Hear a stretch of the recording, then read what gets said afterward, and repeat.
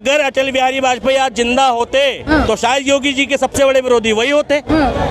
अटल बिहारी वाजपेयी अगर जिंदा होते तो योगी जी के सबसे बड़े विरोधी वो होते। और उस टाइम पर भी गोधरा कांड के बाद में नरेंद्र मोदी के विरोधी अटल बिहारी वाजपेयी थे। उन्होंने कहा था अपने राजधर्म का पालन करो, राजा के लिए प्रजा प्रजा में भेद नहीं होता। और योगी आदित्यनाथ के लिए प्रजा प्रजा में भेद है। जो मुख्यमंत्री ये बयान दे रहा है कि बटोगे तो कटोगे, तो प्रजा प्रजा में भेद करके ही तो बोल रहा है। अगर होता ठीक है, सिचुएशन देख के बोल रहा है, सामने सिचुएशन बांग्लादेश का सिचुएशन, इन्हें बांग्लादेश और इंडिया में फर्क नहीं पता। कैसे नहीं? ठीक है, बांग्लादेश उत्तर से लेकर दक्षिण तक बंगाली, ठीक, शुरू से लेकर एंड तक एक कल्चर चलता है। और इंडिया में विविधता है, शुरू से लेकर एंड तक एक कल्चर नहीं चलता। जो दिल्ली में मानता है वो कर्नाटक में नहीं मानता, ठीक है, जो केरल में चलता है वो पर पंजाब में नहीं चलता। बांग्लादेश और हिंदुस्तान का फर्क नहीं पता तुम्हें, तुम बोल कैसे रहे हो भाई?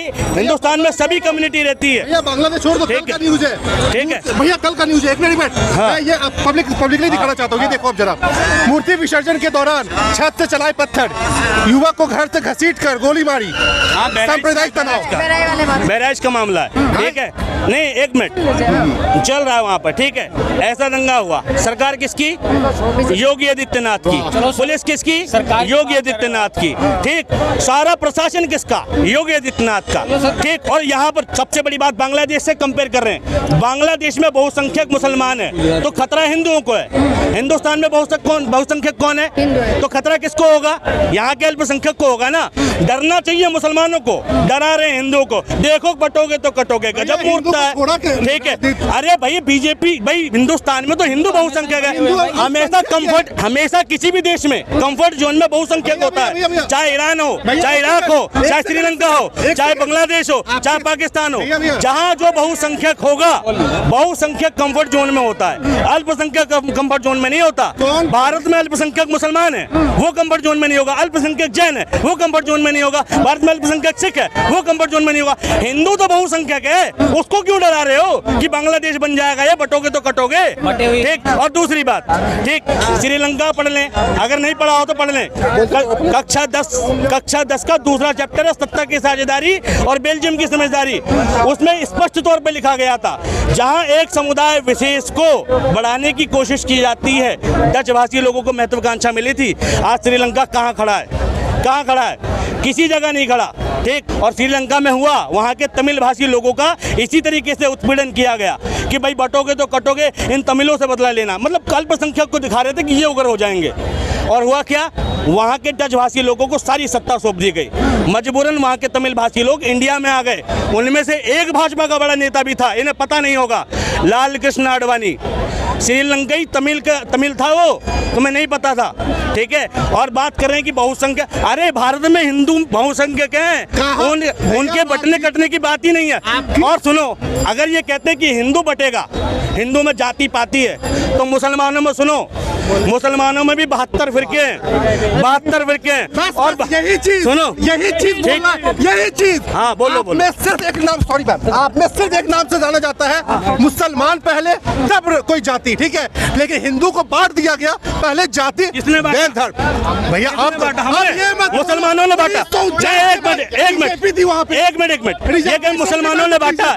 एक मुसलमान का नाम बताया जिन्होंने इनकी जाति व्यवस्था बनाई हो, बताओ क्या हुआ? एक मुसलमान बताओ जिसने जाति व्यवस्था बनाई हो। आप ही के आप, अच्छा, अपने मुसलमानों के बनाए हैं, ब्राह्मण शूद्र मुसलमानों के बनाए हैं, जाति हमारे, बताओ मुसलमानों ने बनाई है जाति। कुम्हार ब्राह्मण शूद्र मुसलमानों ने बनाए हैं भाई।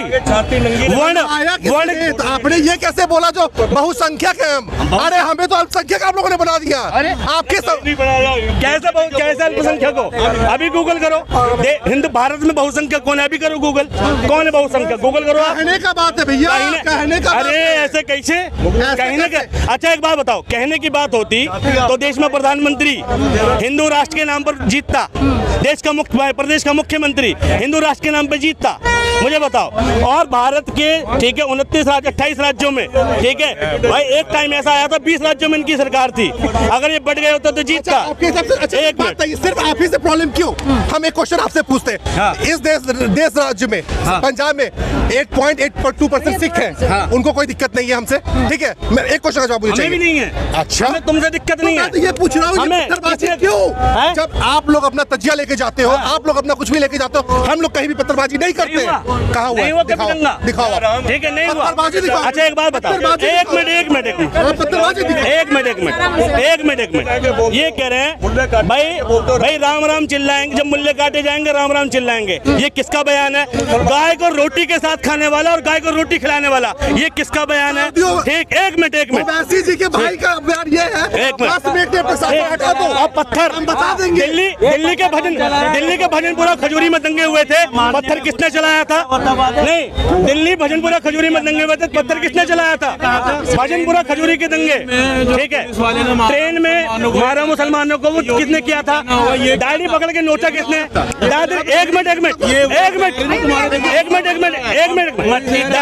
दादरी का खराब अहमद भीड़ ने मारा नारे लगा के, वो कौन था? पहलू खान राजस्थान में भीड़ ने नारे लगा के मारा, वो मस्जिद पे नहीं नासिर गाड़ी में गलत है। मोनू मानेसर, गौ रक्षा दल का मोनू मानेसर कौन है? इनका बोलो मोनू मानेसर कौन है?